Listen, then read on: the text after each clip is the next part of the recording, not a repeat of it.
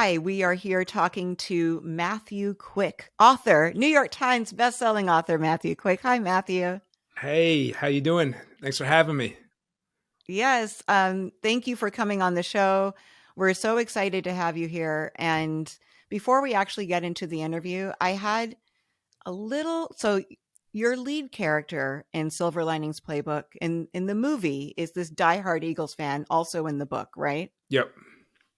Yes.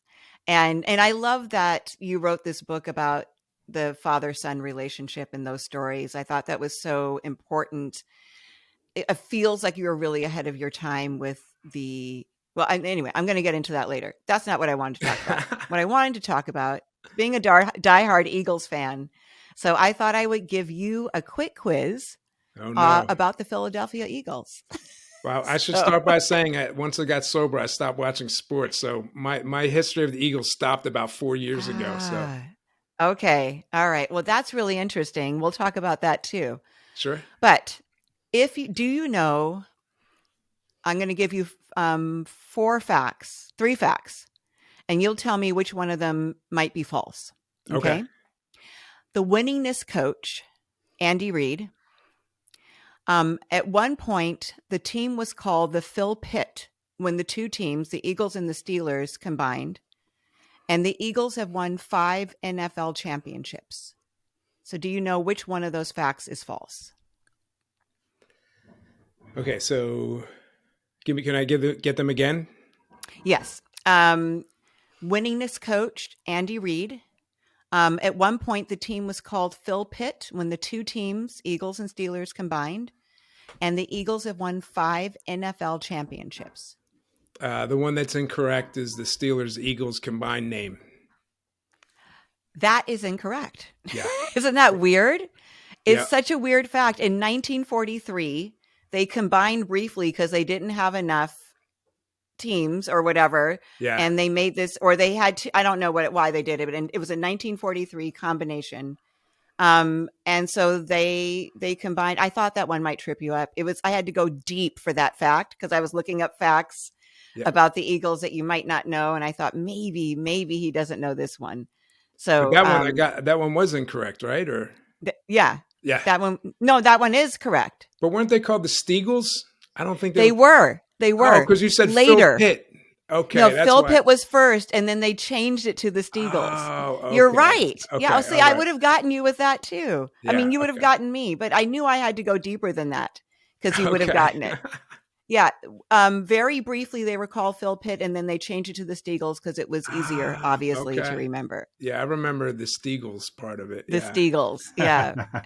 And then so the false one is they've won 4 championships, not 5. Okay. Yeah. I should have made it a bigger number, but I really thank you for playing. That's all right. I'm terrible at trivia. I'm awful.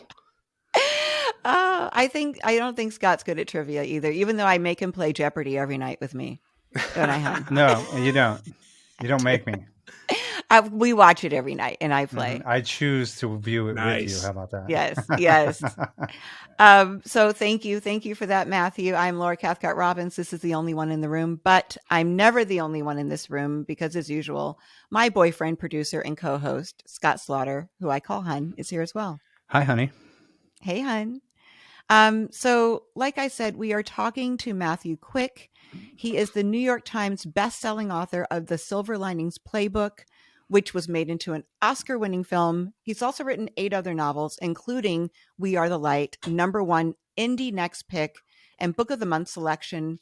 And I don't know if there's more by now because the book has been out for a little bit, but it's so good. I'm going to hold it up right now so you guys can see it. I've been talking to a couple of people about this book, doing some interviews, and everybody like me was really enthralled. And what did we say to each other without trying to spoil it? We said it was very, very topical right now, which it is. Yeah. And Matthew lives with his wife, the novelist Alicia Bissett. Is it Alicia or Alicia? Alicia Bissett on North Carolina's Outer Banks, or in North Carolina's Outer Banks. That's one of my favorite places. Ah. Is it? Oh, it is, Oh isn't yeah, it, yeah. hon? I spent a lot of time there growing up. I grew up in Virginia, so we used to go down to the banks and Oh do yeah. the soft shell crabs and fish off the beach. And Yeah, yeah. I think Good times. windsurfing was born there. Yeah. I've never been there, Ah. but there's Hmm. still We'll have to go time in visit my life. Matthew. Hmm. Yeah. I wanted to talk a little bit about Silver Linings first, and because Scott and I are big fans of the movie, which stars Bradley Cooper and Jennifer Lawrence and Robert De Hmm. Niro and Chris Tucker, who was actually Sure. my favorite character in the film. But I didn't want to talk so much about the movie as the journey, because I know that in 2007, the Weinstein Company optioned the film rights, and Yep. that was a year before your launch, right?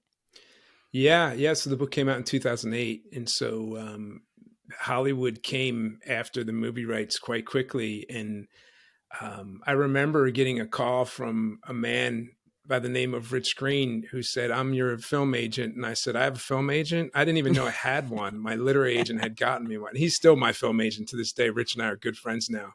But it Nice. was really heady. At the time I was living with my in-laws in Massachusetts, and I was working out of their unfinished basement. And I'd left a tenured teaching position. I wrote for 3 years unpaid. And I don't know what it was about that novel, but it just clicked, and everything started to fall in place. And we got deals in places like Italy. It was very strange, and it was very, very weird and wonderful. And at the time, it meant that I could move into a small apartment and pay rent, which seemed Mm, miraculous at the time after 3 years of right. living with the in-laws. So, Well, you've been teaching prior to that, yeah?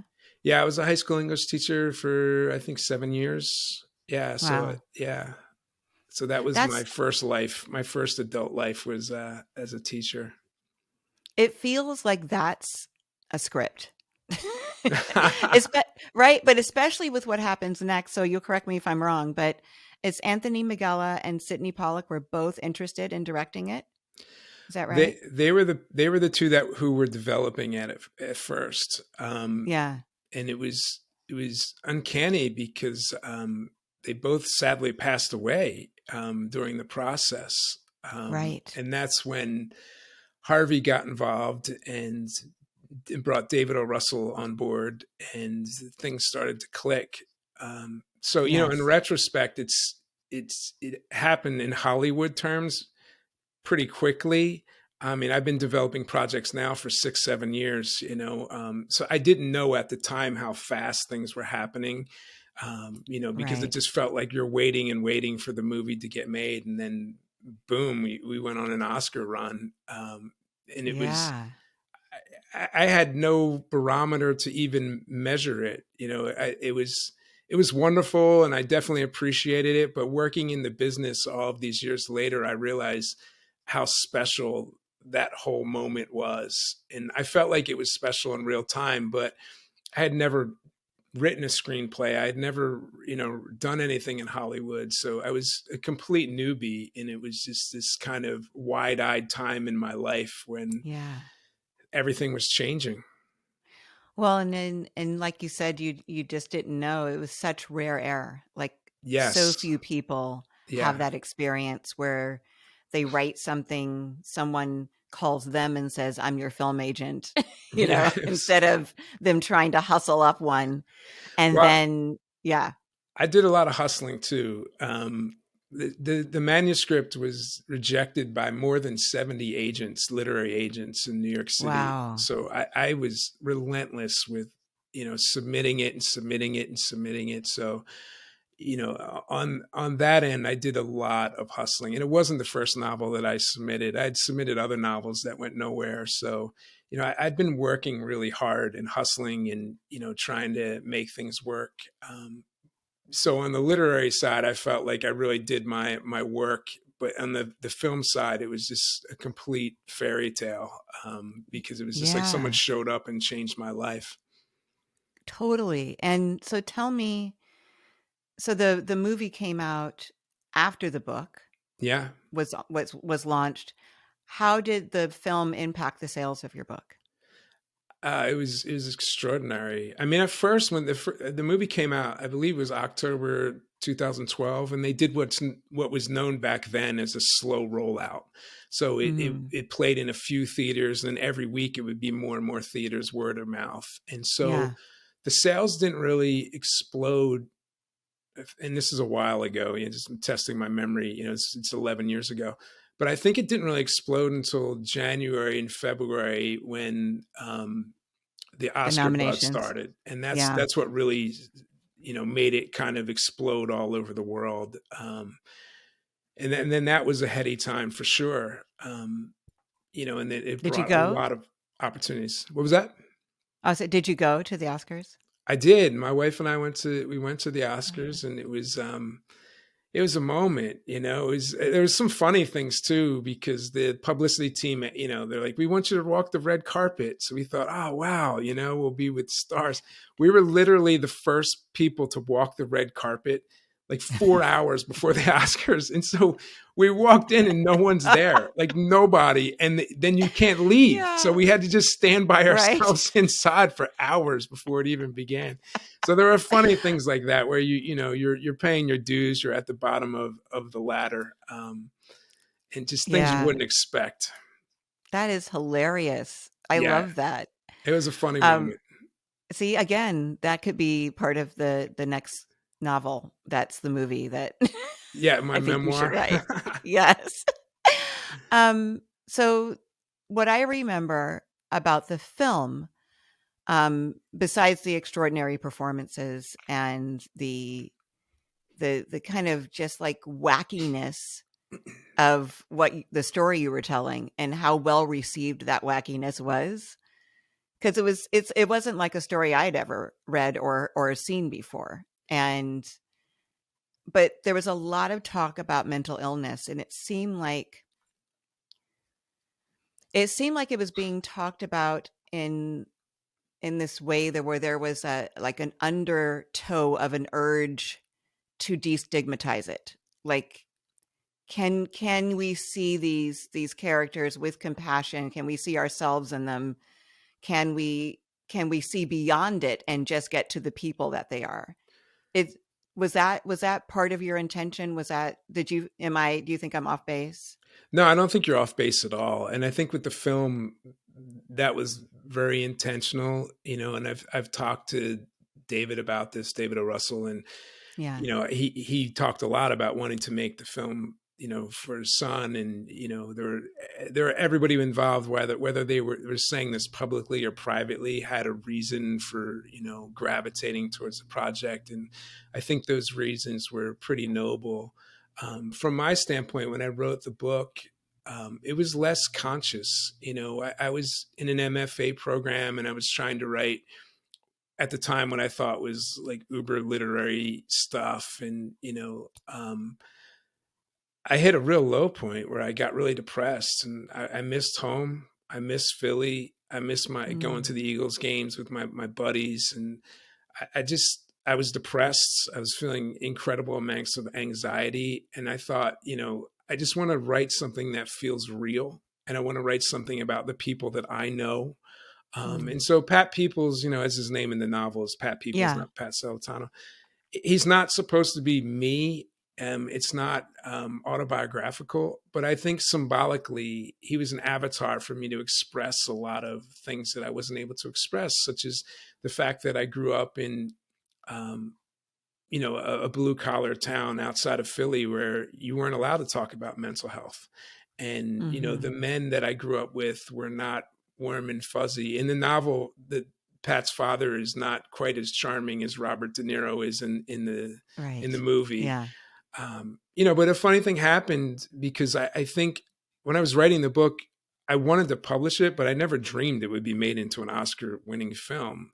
And so because I didn't think anyone was going to read it, I was able to be really honest. Mm. But then when the book came out, and especially when the movie there was this like, oh no moment, like, everybody's going to read, these things. And I hadn't talked about my struggles with anxiety and depression to anyone. And so I was really kind of paranoid about that, which wasn't a pleasant feeling at first. But Yeah. one of the funny things that happened was a lot of my friends and some of the guys I used to go to the Eagles game with, I did nothing but drink and watch football with, they started coming up to me and saying things like, "Oh, the stuff in your book, like, how do you know about this stuff? Because me too." Mm. And it was like these Yeah. weird moments where it created this bridge. And I was having conversations with my uncle, or, the guy at the Eagles game, or the guy I grew up with, about mental health for the first time in my mid 30s. And, I think the world's changed a lot in the last 10 years. And I think we talk about mental health more, not nearly enough, but more.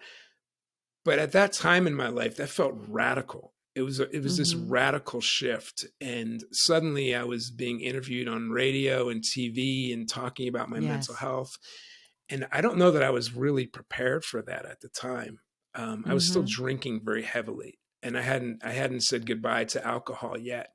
But it was Right. the first step towards, I think, sobriety, and not only stepping away from alcohol, but like getting emotionally sober and like dealing with these things that I hadn't talked about ever before. And so I Mm. like to say that Silver Linings was this trick I played on myself, where I kind of, and I don't use this term lightly, but I kind of came out as somebody who deals with depression and anxiety, which later paved the way to me coming out much later as somebody who had a problem with alcohol. Yeah. As you're talking, I'm thinking about the how we talk about mental health now versus then, which was, Yeah. 10, 11 years ago, when the movie came out. Yep. And, even before that, when you wrote the book, right? So we're Yep. talking like 15 years ago. And I had someone in my home the other day, a mom, she's been married, for it since she was in high school. But anyway, this woman was in my home, and was, I asked her how she was, and she broke down in tears. And she said, I can tell you this. And she whispered to me that she was going to therapy. And just Mm. the softest whisper. It was the most shameful thing Yeah. that she could reveal about herself to me. Yeah. And I was like, my first reaction was like, wow, still, this is something that's spoken about in whispers. This is not something that's like, because, there are so many people. This was a woman of culture. So I think with like white culture, it's much easier. Mm. But this was a brown woman, and in these different enclaves, I think it's still, there's a huge stigma, a bigger stigma over Mm. it. Even for women, I'm sure for the men in those cultures, even bigger. And so, but I was, reading your work, and I'm just so grateful for it, that these conversations are being put on this platform. These fictional Yeah. characters that you write about that have these real issues. Well, I think Um, fiction for me has always kind of yeah, been a go ahead. stepping stone, towards, getting my own life together. Like it's like a practice round. And, I've been in Jungian analysis for 2.5 years now. And for the first year, I didn't tell anyone that I was in analysis. And, there was part of me that said, well, it's for me, it's private. But if I'm being honest, there was a big part of me that just, I didn't know how to talk about it, and I was somebody who had been talking about mental health and the importance of getting help for a decade before I even got help for myself. And Mm, that's a very complicated reality. But in the neighborhood that I grew up in and the family that I grew up in, these were extremely taboo things, extremely. And so, I knew that I had problems with anxiety and depression in my early teens. And I knew I had an alcohol problem in college, and it took decades for me to even wrap my head around saying those words, let yeah. alone saying them. So it's, Mm, when I think back to when I was writing Silver Linings to, where we are today culturally, I think part of it is I've gotten over that fear, and I'm able to talk about that. And the more you talk about it, the easier it gets, and it creates avenues for other people. But I do think that the culture is much different. mm, I really do, because I think if in the 90s, if I were talking about these things in Philly, even amongst the people who look like me and knew me, I don't think I would have been able to easily have those conversations. I don't think it would have been even condoned. I think people would have just immediately shut off. So I yeah. think they're two different things. I think the culture's changing. But it takes individuals to change the culture, and so I think that my art and my work and my writing has been testing, sending things out, like, will people Mm-hmm. accept that? And then my personal life has been trying to catch up. So I always talk about using the mask of fiction when I write. And I think that Mm-hmm. that's really a helpful tool because it allows you to tell truths about characters that you might not be able to tell yet about yourself. Sure. Yeah. Yeah, Can I read something from your acknowledgments in We Are the Light? sure. Okay. It's the first paragraph. This book was written at the tail end of a tremendously dark period of my life, one that at times, quite frankly, felt like the end of Matthew Quick. Writing fiction has always helped me manage my depression and anxiety. For this reason, the addition of severe writer's block, which humbled and humiliated me for the better part of 3 years, was a particularly difficult cross to bear. Um, can I just say that your acknowledgments are so good? I read through them all. They were so interesting. I was so interested in reading about these different people that you credit for helping you along the way. And, Thank you. it's I don't always find delight in the acknowledgments as much, but yours are really good. So whoever, when you read this book, definitely read through the acknowledgments. So you disappeared after 2017 in a way. Yeah. Um, you and I talked about this a month or so ago, and you described it as a dark night of the soul. You talked about the combination of booze and Klonopin being something that you were engaging in, like a cycle there, I think. And Yeah. you said that you told me that you were looking for something higher and that alcohol was a shortcut. Yep. Can you tell me what you meant by that and what that looked like for you then? Yeah. I think, I should preface this by saying that the work that I've done with my Jungian analyst gives me a lot of insight into this that I didn't have at the time. So at the time, I think I was just trying to get through the day. I was trying to alleviate pain. I was trying to, that's what I thought I was doing. But I grew up in a really religious household, and I used to go to church all the time, and I feel like in my childhood, I felt very close to God. And I went to college and stopped going to church, and that is exactly when I started to drink, very Mm, heavily. And so, there's this idea that alcohol is called spirits because you're looking for something. You're looking to connect with some type of higher power. You're looking for transcendence. You're looking to elevate yourself out of the ordinary. I don't think most people, when they're drinking, they do that consciously. But if we look in, particularly in the Christian religion, like, that's literally what you do every week. You drink wine, you drink the blood of Christ to, elevate. And that's in some ways where I think that what people are looking for when they drink. And I think unconsciously, I was very much looking for that. I was in a lot of pain.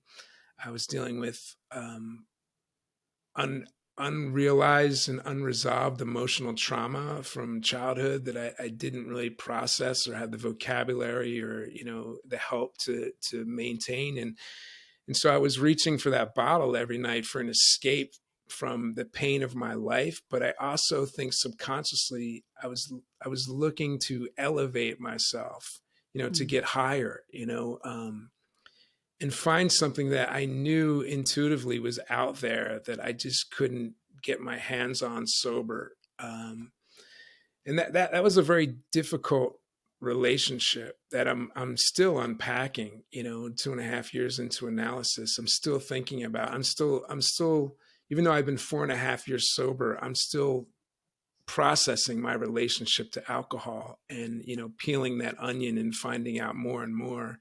But I think it was this yearning to fill this hole that's inside of all of us, whether we call that a God-shaped hole or whatever that is, this yearning for something more than just this kind of daily existential dread that so many of us feel. So I think that was it was something that was going on with me for a very long time that I wasn't conscious of. And the alcohol, of course, is a numbing agent, so it gives you that illusion, or that quick high, or that, that cheap high. And then the next day you're hungover and you're not thinking about these things, and you get numb and numb, and you get there's a part of you that gets lulled off to sleep.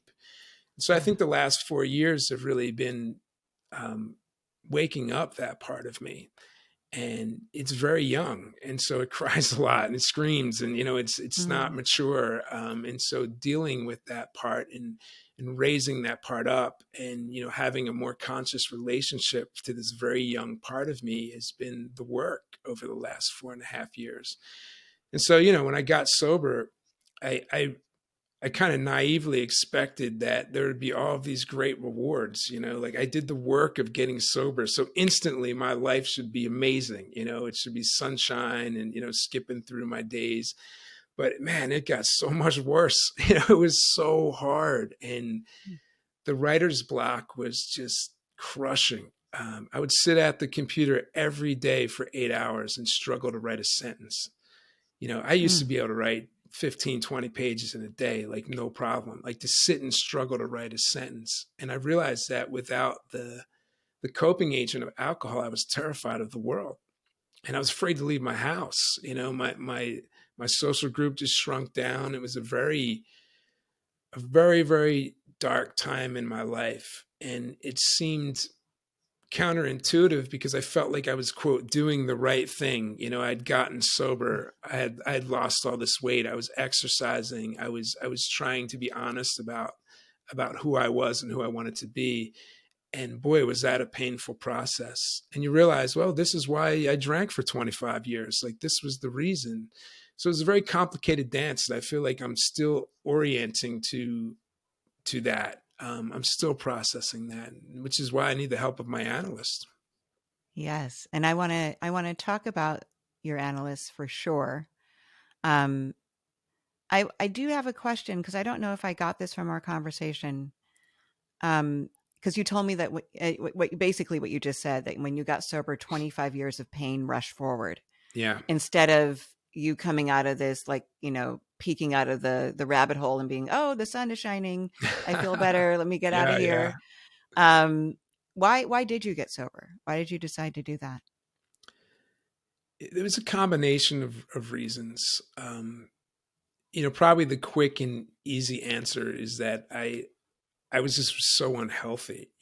I was 60 pounds overweight. I felt awful. I got gout, which, at the time I was in my early 40s, and I thought, how can I have gout? Like that's for somebody who's 80 years old. My blood pressure was through the roof. But there was also every night I would wake up at 4 in the morning, completely dehydrated, Mm. needing to pee. And I would stumble to the bathroom and I'd be ashamed of myself. I'd think I'm here again, like at 4 in the morning, drunk again, every single night. Right. And it took so many of those nights for me to finally just kind of reach my own personal bottom. So I think it was that the health scare. It was me being just kind of fed up with myself. It was a lot of things. Sometimes I like to say, I think everybody might have like a set number of drinks they get in their life, and maybe I just drank all of my drinks. I don't know. I Yes. just got to the end of that Yeah. train. But it was something that I intuitively knew I needed to change about myself for many, Sure. many, many years. And so it was a long conversation with myself. I think part of it too was just aging out. I couldn't drink as much as I used to be able to drink in my 20s and 30s and still function. And it took a Yeah. tremendous amount of alcohol for me to get drunk. And so going to business events, and it's not like I'm drinking 7 scotches and I'm going fine, and I'm realizing like this isn't normal, like this is not a Right. healthy thing. Right. So it was many, many conversations about that. It was a lot of things, but it was just finally time. Hmm. Well, you look great. Well, thank you. And yeah, but I was like going through images of you from a few years earlier, and you look like a different guy. You Yeah, really do. Yeah. There was a moment when I went on vacation, and a friend of mine took a lot of pictures and put together a photo album, and Ah, gave me the photo album. And I looked at the photo album and I said, "Who is that guy?" right. And I realized it was me. I didn't even recognize myself. I literally didn't Yeah. recognize myself, and that was also a moment when I thought something's got to change. Yeah. This can't go on forever. Well, yeah. I mean, that was, when you look up images of somebody and sometimes it's like a different Matthew Quick. Yeah, So there were a couple pictures that I wrote off that weren't you. And then I yeah, saw them later in articles. I'm like, oh, that is him. yeah. Okay. Yeah, because this is not the guy that I was on the Zoom with last month. But Well, it's definitely not the sober Matthew Quick. That right, was that right. was the alcoholic Matthew Quick back That in was the the day. alcoholic Matthew Yeah, Quick. Analysis. So you and I talked about it a little bit. You filled me in a little, but I want to just talk about what it is. sure. I looked it up. And so you can tell me what you think about this definition. It said the difference between analysis and therapy is that psychotherapy attempts to restore a person's relationship to the social norms and regulations, while analysis attempts to restore a person's relationship to their consciousness. Yeah, I would Is think that that is that that's about right? yeah. And in the Jungian work that I do, the term is called individuation. And so, Individuation. yeah, there's this idea that every one of us is born into the world with an identity or a personality, a self, and we accrue hits, we accrue trauma, and we learn to split off from that self. And that's what causes anxiety, depression, addiction. And so the goal of analysis is to reclaim yourself, to reintegrate all of those split off pieces and be the Hmm. person that you were meant to be when you came into this world. It's a very highly individual process, and it's different for everyone. And so the analyst's job is to guide you back to that origin story, that piece of you that you let go because of whatever happened in your life, and to bring that back, reclaim that. Yeah. Was it your wife that introduced you to your analyst or introduced you to the idea of Jungian analysis?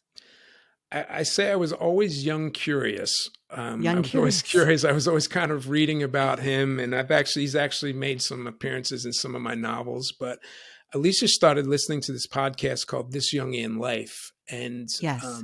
she turned me on to it, and I started binge listening to it, and I became very, very curious. And then I found my analyst through the internet, like we find everything these days.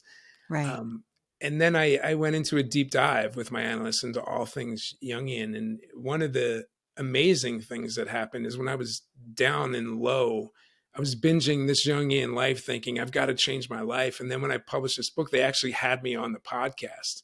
So I No did an way. episode for this. So it was like this real kind of full circle moment. And they were You must have wonderful. been tripping, like, to Yeah, be I there, was right? Or like, you to be people with. saved me, and here I am. It's Yeah, wonderful. that's crazy. I mean, not crazy. It We was won't use that word during this wonderful, podcast. yeah. That's bananas. I don't know if that's okay, but we'll move on. So was it during your analysis that your writer's block broke? Is that correct? Yeah, I was about a year in. And did you write We Are the Light in a matter of weeks? Did I have that wrong? I wrote the rough draft of the manuscript. Well, I should say I started trying to write this novel in 2014 and failed. I wrote so many false starts, and I just couldn't write the novel. But once my writer's block lifted, I wrote the novel, the rough draft of the novel, in about 6 weeks. It was like Wow. I couldn't write a sentence for years, and then all of a sudden I was writing 10, 12 hours a day. I couldn't stop writing. That's It incredible. was like the It dam broke, really and it was is. just like, yeah, it was one of the best highs of my life. It was a wonderful Yeah. feeling. Do you like being sober now? I do. You You know, do? there are times when I miss the easy escape route at the end of the day, um, and I'm learning to tolerate and learn from my emotional pain. And I think that for much of my life, I was terrified of my emotional pain. And now I'm trying to sit with it, feel it, and learn what it has to teach me. That's not a Mm, fun education, but I think it's a really necessary one. And I think that it allows me, to have conversations mm, with people like yourself. It's bringing people are coming back into my life. There are people that I lost along the way that are kind of showing back up and saying you're this different person. And so it's a different reality for me, and it's a harder reality, but it allows right. for a deeper sense of purpose and meaning, which in my old age I'm learning to appreciate more. Thank you for that. Thank you for that. I think I told you that I'm sober for a number of years, a little over 14 years. And Congrats. That's beautiful. um oh, thank you. Thank you. It's I felt very I there are a few parallels in our stories. I felt, well, I don't know if you felt this, but I felt very sentenced to it at first. I was Mm, not into it when I first got sober, but I yeah. also, the main parallel was that I couldn't write for years, and I was always a reader, always a writer, daily journaler, Yeah. just always writing stories, always writing something. And I was just unable to do it. And I thought I'd lost it forever. And, What do you think it I was was about able getting to, what do you think it was about getting sober that turned that off? Because I have my theories. I love to hear your theories because I don't know. It wasn't like I didn't get high to write. Yeah. That wasn't my process. And I think I might have been what you said earlier to me, that 25 years of pain rushed up, Yeah. and it just was the buffer between me being able to do this thing anymore. But um it was devastating. It was Yeah. devastating. And at first I was like, oh, it'll come back, 1 year, 2 year, but it'll come back. And then by the third year I started getting worried, and by year 5 I was like, oh my God, like what if I've lost this Yeah. forever? Yeah. And so yeah, but tell me your theory. Well, I have a lot of theories, but the one that comes to mind right now is that I think writing is an act of bravery, especially if you write with vulnerability, which I tend to do. I tend to wear my heart on my sleeve. And I think for all those years, in order to be brave, I needed to know that I had this safe place to escape to at the drop of a hat. So if I was being brave and I started to feel threatened or vulnerable or scared, I could drink 3 scotches and that would go away. And so in Mm, sobriety, when I was vulnerable and scared, there was no escape route. I had to sit with that feeling. I couldn't just drink it away. And I didn't know how to do that at first, which was terrifying, yeah. because the alcohol was the crutch, or in a positive way, it was the cure. I knew that I could risk being vulnerable and brave, and anything bad that happened to me, I could make it go away with a few drinks or a pill Hmm. or, a Hmm. puff of smoke. So once you don't have that, then the real bravery is necessary. And, Yeah. getting sober is an act of bravery. And I think for me, all my bravery was going to that. At first, I didn't have any left over for, being brave creatively, I think. Yeah. My therapist had a theory that I was punishing myself for Yeah, getting that too. sober. Yeah. Yeah. So, I, like, if I stayed sober, you're not going to be allowed to write anymore. You're not going to be able to be this thing, yes. your main identity Yeah. anymore. I've had a lot of Um, conversations with my analysts about masochism, and yes, it's a lot yes, of uncomfortable exactly. conversations about that. Yeah. Very uncomfortable. And a Yes. lot of, for me, upfront denial. Like, no, Yeah. that's ridiculous. I want to do this. Yep. But um, she was very wise. So Yeah. I want to talk about, wait, let me just get down to this part of my notes. You and We Are the Light, which I will say again, and that's all I'll say about it. It says a very topical subject matter. It really must be read, um, because it it really takes you inside a world nobody really wants to be in, but we're all in effectively anyway, Yep. whether we like it or not.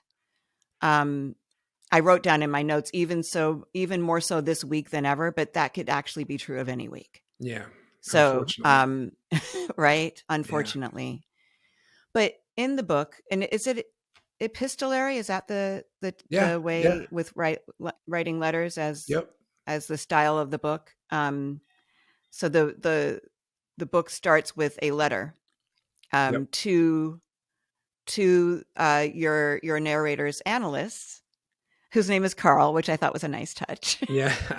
Carl with a K. um, and Lucas, that's your character's name. He's basically stalking him Mm, um, throughout the book, right? mm, He's impatiently waiting to get back into analysis after this event has occurred, yeah, and seems very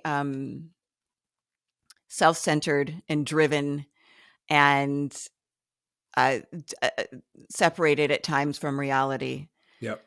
I wondered how much of your own experience is there in We Are the Light. How much of you is in Lucas's character? Well, I think one of the things I worked on in analysis with my analysts a lot was abandonment issues and attachment stuff. And so once I let him into my life and really formed a strong attachment, and even say, I would even go so far as like some love for him, then I became extremely paranoid that he was going to abandon me. I would say the wrong thing and he wouldn't want to work with me anymore, or even he might die. And so that's part of the origin story of the book, was me going through this process and having all these feelings about my analysts, and just how complicated that is. And he became the most important person in my life. And I only had access to him for 2 or 3 hours a week, which is a lot, but is never felt like enough. And so that Mhm. idea that with Lucas, this most important support is suddenly taken away from him, what can he do? And stalking seems like an intense word, but he just really Right. Yes. needs this. He really needs this relationship, and he's at this devastated point in his life. And so he's writing him these letters that are these vulnerable admissions of where he is. And they're also please help me letters as well, that go unanswered. And so as the reader, we were asked to sit with that pain with Lucas, and to watch his psyche process this, which is a difficult journey, but it's a very beautiful one as well, as he does learn how to process this pain and reorients to the people around him in his community and heals. Yes. Yes. And yeah, I thought about the word stalking. I think I had actually thrown out that word to use, and then it just popped right out of my mouth when I said that, because it isn't just, this is not like some guy who found him on Instagram and then, is trying every way to, like, has made up a relationship with him. There was No, a yeah, real relationship there. yep, yeah, And he is scared and in crisis and needs this person. But by the fifth or sixth letter, you're like, yo, dude, he's not writing you back.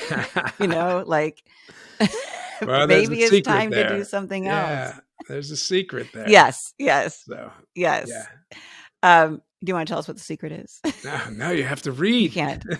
Yes, that's right. Yeah. Got to turn those No, so pages. yes, right, right. So yeah, it's really, really beautifully done. And analysand, is that the Yeah, word? Do I have that yeah, right? yeah. Is that's the word for the person receiving analysis? Yes, That an was a brand analysis. new word for me. I'd never heard that before. Yeah, I never had Yeah. heard it either before I entered into And analysis. yeah. You use actually a bunch of words that I'd never heard. I was always Yeah. looking up my phone, looking up words on my phone. Oh, it's Scott was fun to watching learn. me while I was reading your book. There was one that was about saints. It started with an H. It Hagiography. was like, yes, yes, that's it. What is that? That's when usually a written account of somebody who would be a saint. Sometimes it's used in a derogatory way when you write Yes. about somebody in a really, really positive way, like, oh, they're a saint. But it just means that hagiography is an account of a saint. So Yes, I had never heard that word before. So it's it's very educational.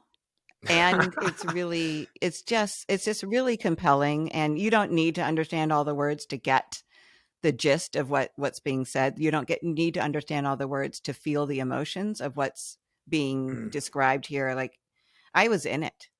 I was in it from the first sentence, I think, Oh, thank you. and then stayed in it until the end. And it's such a good ride. I see we're almost out of time. I did want to ask you, because your wife Alicia is a novelist too. Mm. Um, and then she had this really great book. I'm sure she has more, but this one was, it's called From Scratch, or Simply what from was it called? scratch. Simply from Simply scratch. from Scratch. Yeah. Yeah, that was her first novel from back in the day. Baking your way through grief basically was like Yeah, yeah, what the yeah, theme was of the yeah. amazing book. And I wonder like how that works in your home with two novelists. Do you like retire to your separate corners during the day and then come together at the end? Like, how does it work? Yeah, we do. We have different skill sets, which is really quite nice. I'm kind of a big picture guy, and I'm very good at the psychology of characters. And Alicia is a poet, so she's really good on the sentence level. So we edit each other's work. We're a pretty good team. There's been bumps Mm. along the way, competitive times, but we've both been in the game for so long, so we know how rare it is to find any type of success and how privileged we are just to live this life as writers. And Alicia just got nominated for an Edgar Award too last Yeah. week, so we're celebrating that in the household. And so, Oh, wow. we feel really lucky to live the writing Yes. life. And Congratulations to her. yeah, yeah, she was shocked. She was thrilled. Really, really happy about that. So We're watching, hun, what's the name of the tennis documentary we're watching? Breaking Point. Breaking Point. Have you seen that, Matthew? no, but it's on my list. I believe that's a Netflix one, right? Yeah. Yeah, Yeah, yeah. Well, it's there's this great. one scene where there's a couple, they met on their tour and they both play, and they ask her like, how is it with two tennis players, at your level? Like, Yeah. how is that? And she's like, it's really good when we're both winning. That's and, true. Well, you Hmm. double the but highs and you the double the lows. It's yes, yeah, I actually think it's okay if one's winning and one's losing. It's when both are losing that's when it's really bad. yeah, yes, yeah. Yeah, so Last question. You sure. stopped watching sports when you got sober. How come? I think alcohol was just so entwined with sports watching, and I lost interest, but I wondered if going to a football game was more about I really wanted to go to a football game, or I wanted a socially acceptable reason to drink for 12 hours. But it was really hard for me. And I found myself when I would go to watch a game with my buddies, I would drink literally 2 cases of seltzer. I just kept drinking seltzer, and it was a weird experience. And I just felt, as I kind of said goodbye to alcohol, the things that were linked to that just kind of faded away. And so I don't know, I'm still processing that, in my heart. I Mhm. always love the Philly teams, and I'm happy for them. But I think I needed to make more time for doing inner work. And so, I think part of it was just the Jungian stuff, the writing, the healing took over my life in a way that I just started prioritizing those things. And I realized I had a lot of work to do. So, there's only so many hours in the day. So cutting out the sports watching Yeah, created time for other things as well. I totally get that. Yeah. Um, well, we are done. I'm thrilled that we got to have this talk. It was so good. You Yeah, I really did enjoyed it. survive a dark night of the soul, you know? Yeah, and I'm so glad to be on this journey, this sober journey with you, and it's been a lovely Yeah. conversation. I enjoyed our last one too, so thank you so much for having me. I hope our Yeah, paths will thank cross you, again. Matthew. Yeah, I'm gonna make her come to the Outer Banks. Yeah, please do. If you do come, we'll Uh-huh. have dinner or something. That'd be lovely. I'd Yeah, love that. that'd be I'd great. love That would be that. Thank you, great. Matthew. Yeah, okay. Hi, I'm Matthew Quick. I'm the only New York Times bestselling author who survived the dark night of the soul.